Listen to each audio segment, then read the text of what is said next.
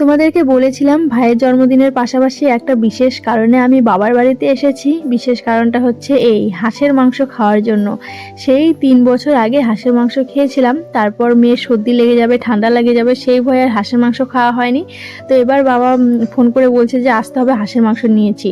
তো সেটাই এখন রান্না হচ্ছে। এদিকে আমার হাজবেন্ডও চলে এসেছে, দেখো ভাইয়ের জন্য কেক টেক এনেছে, এখানে ভিডিও করছে জন্য ভাই আমার সঙ্গে একটু খেলাচ্ছে।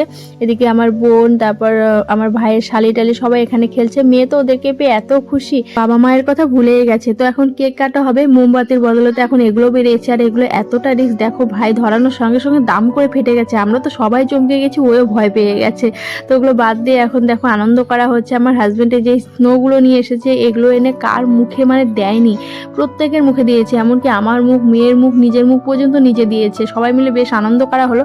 তোমরা একটা জিনিস নোটিস করেছো কিনা জানি না, এই ডিসেম্বর মাসে না আমাদের ৩ ভাই বোনেরই বার্থডে। মানে ১৭ তারিখে হচ্ছে আমার বার্থডে, আর ১৯ তারিখে হচ্ছে আমার কাকাতো বোন জয়ীর বার্থডে, আর ২৩ তারিখে হচ্ছে আমার ভাইয়ের বার্থডে। মানে পর পর আমাদের বার্থডেগুলো।